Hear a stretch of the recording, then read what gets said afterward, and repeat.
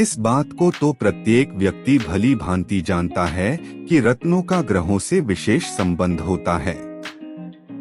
इनमें ग्रहों की शक्तियों को आत्मसात करने की प्रबल शक्ति होती है। जिस प्रकार एक पदार्थ से दूसरे पदार्थ में विद्युत धारा प्रवाहित की जाती है, उसी प्रकार कोई भी रत्न उस ग्रह विशेष की रश्मियों को मानव शरीर में प्रवाहित कर देता है। ग्रहों के अनिष्टकारी प्रभाव को दूर करने के लिए रत्न पहनने की जो परिपाटी ज्योतिष शास्त्र में प्रचलित है, वह निरर्थक नहीं बल्कि उसके पीछे वैज्ञानिकता है। यह तो एक सर्वविदित सत्य है कि सौरमंडलीय किरणों का प्रभाव पेड़ पौधे, पशु पक्षी, जड़ चेतन इत्यादि इस प्रकृति के प्रत्येक तत्व पर पड़ता है। यदि समगुण वाली राशियों के ग्रहों से पुष्ट और संचालित व्यक्ति को वैसी ही रश्मियों के वातावरण में उत्पन्न रत्न पहनाया जाए तो वांछित फल प्रदान करता है। इसके विपरीत अगर प्रतिकूल प्रभाव के व्यक्ति को विपरीत स्वभावोत्पन्न रत्न पहनाया जाए तो वह उसके लिए अहितकारी ही सिद्ध होगा। प्रत्येक मनुष्य यही चाहता है कि उसका जीवन विसंगतियों से परे सफल एवं खुशहाल हो। एक आदर्श जीवन जीने के लिए जहां शारीरिक स्वास्थ्य का होना जरूरी है, वहीं उसके भाग्य का प्रबल होना तथा मन, बुद्धि, कर्म की एकरूपता होना भी नितांत आवश्यक है। अन्यथा उसका जीवन संकटों से पूर्ण दुखमय हो जाएगा और अंततः न केवल उसका पारिवारिक सामाजिक जीवन अपितु उसका स्वयं का अस्तित्व भी संकट में पड़ जाएगा। जीवन की श्रेष्ठता और सफलता के लिए यह आवश्यक है कि व्यक्ति का शरीर, मन, बुद्धि, पुरुषार्थ, भाग्य, कर्म इत्यादि विभिन्न कारक एवं अव्यय सुचारू रूप से उसका साथ दें, जीवन पथ पर उसका मार्गदर्शन करते रहें। उपरोक्त वर्णित इन तत्वों अवयवों में से यदि एक में भी व्यवधान उत्पन्न हुआ या अन्य तत्वों से उसका तारतम्य भंग होता है तो इंसान का समूचा जीवन चक्र बिखरने लगता है। भारतीय ज्योतिष पद्धति के अनुसार कालचक्र इन नवग्रहों, जिनमें 7 मुख्य ग्रह तथा 2 छाया ग्रह सम्मिलित हैं, के माध्यम से ही न केवल मानव जीवन अपितु संपूर्ण प्रकृति को संचालित, नियंत्रित, सृजित या विघटित करने का कार्यभार संभाले हुए हैं।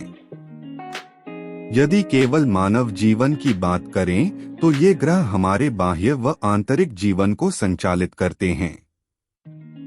संपूर्ण मानव जगत के व्यक्तित्व और उनके कार्यकलापों का प्रत्यक्ष या अप्रत्यक्ष तौर पर संचालन का दायित्व इन्हें प्राप्त है।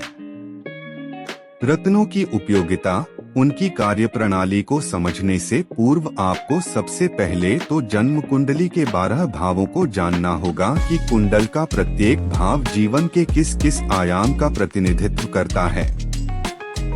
भाव कारकत्व प्रतिनिधित्व: प्रथम लग्न शरीर संपूर्ण अस्तित्व, द्वितीय धन वाणी धन, तृतीय धात्री पुरुषार्थ क्रोध दुविधा, चतुर्थ सुख मन विचार शक्ति सुख, पंचम आत्मा बुद्धि अहंकार संचित पुण्य कर्म पुत्र संतति, षष्ठ रिपु व्यसन रोग योग, सप्तम जाया काम वासना विवाह चौर्यकला, अष्टम रंध्र आयु दुर्भाग्य आलस नास्तिकता, नवम भाग्य धर्म भाग्य ज्ञानोदय, दशम कर्म शुभाशुभ कर्म कार्य क्षमता, एकादश लाभ लाभ कन्या संतति संतानहीनता, द्वादश व्यय भोग व्यय हानि निद्रा।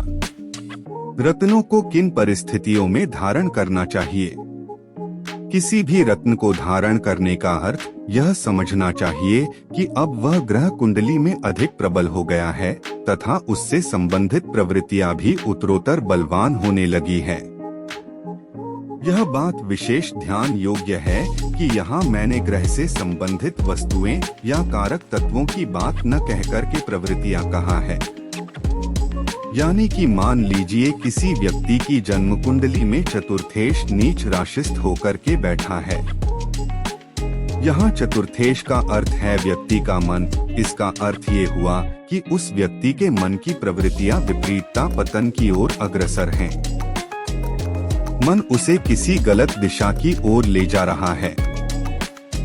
अब यदि उस व्यक्ति को चतुर्थेश का रत्न पहना दिया जाए तो होगा ये कि उसके मन की प्रवृत्तियां और अधिक तीव्र होने लगेंगी, यानी कि उस व्यक्ति का मन जिस दिशा में अग्रसर है वो उस व्यक्ति को और अधिक तीव्रता से उस दिशा में धकेलने लगेगा।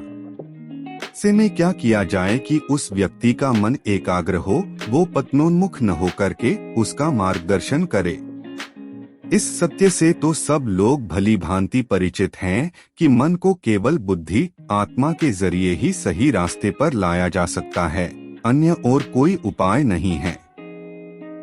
इसके लिए उस व्यक्ति को पंचमेश, जो कि कुंडली में बुद्धि और आत्मा का प्रतिनिधित्व करता है, का रत्न धारण करना चाहिए, न कि अन्य किसी ग्रह का।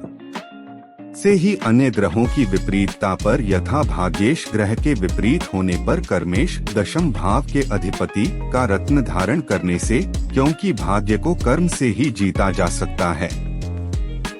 केवल एक यही सूत्र है जिसे आधार मानकर किसी व्यक्ति को कोई रत्न धारण करना चाहिए, और ज्योतिषियों को भी अपनी इस मिथ्या धारणा में बदलाव लाना चाहिए, जिसे आधार मानकर कोई ग्रह के शुभ होने पर उसका रत्न पहनने की सलाह दे रहा है तो कोई उसके खराब होने की स्थिति में। जय श्री राम। आप सभी मित्रों का हमारे YouTube चैनल में हार्दिक स्वागत है। हम आपके लिए ज्योतिष एवं मंत्र अनुष्ठान के माध्यम से विभिन्न प्रकार की समस्याओं के समाधान के उपाय लेकर आए हैं। ज्योतिष और मंत्र अनुष्ठान और उपाय आपकी समस्याओं का समाधान करेंगे और आपके जीवन को नई दिशा प्रदान करेंगे। आप हमारे चैनल को सब्सक्राइब, लाइक और बेल आइकॉन बटन को प्रेस करें, जिससे कि आपको हमारी आने वाली नई वीडियो की नोटिफिकेशन प्राप्त हो जाएगी। आपका अपना श्री राम ज्योतिष सदन, पंडित आशु बहुगुणा, 9760924411।